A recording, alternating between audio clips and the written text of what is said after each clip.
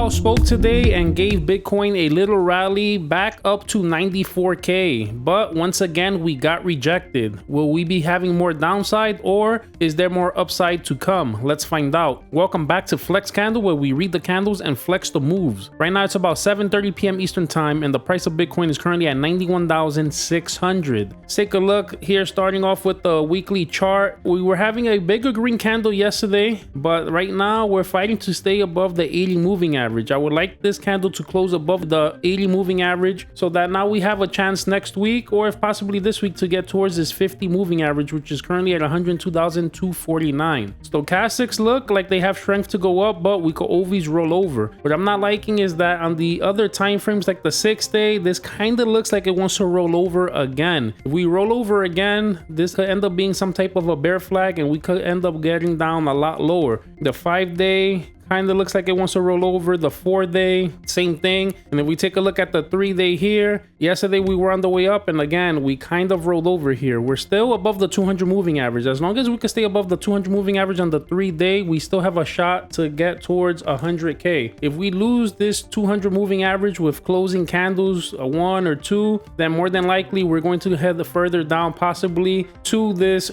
200 moving average on the 4-day or possibly below. And this is currently at 78,932.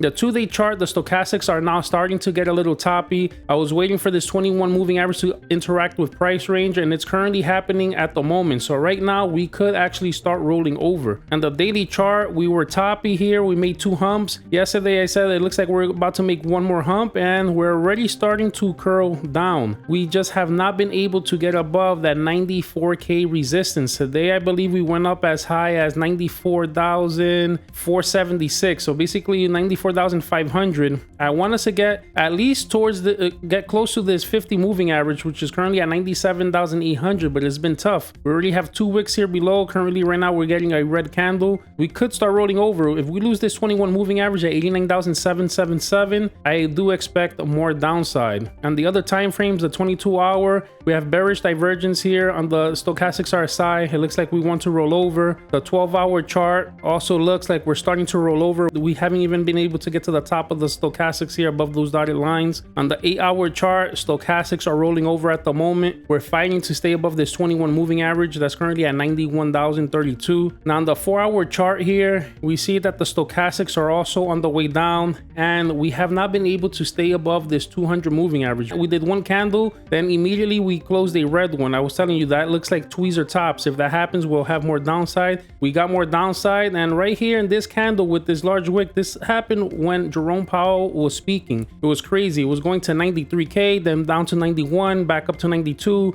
then it went to 94, back down to 93, and now we're again below 92K at the moment. If we cannot get above this 200 moving average, I do expect more downside. We definitely have to stay above this 21 moving average at $91,601. If we lose that, I do expect more downside. Now on the 1-hour chart, the stochastics are also still on the way down. We lost the 21 moving average. We have to hold up here with this 200 moving average. That's at 91,355. Now yesterday on the 15-minute chart, we put on the patterns. I left you guys here with a possible falling wedge, and I was telling you guys, if we lose the 200 moving average on the 15-minute chart, then this is probably not going to play out and we're probably going to have more downside. I did expect yesterday for us to possibly come down to 92, 91K again. We did. Eventually we did break out. Today, like I said, we went to 94,500. The measured move to this I think was 96,600. So we were short, but if you look at it, technically this is a winning trade. You know, we went up pretty much from 92,500 to 94,500. So that is a $2,000 win. So congratulations on whoever took that trade. As long as we stayed above the 200 moving average, it kind of did play out. After Jerome Powell did speak though, we kind of got this big head and shoulder pattern,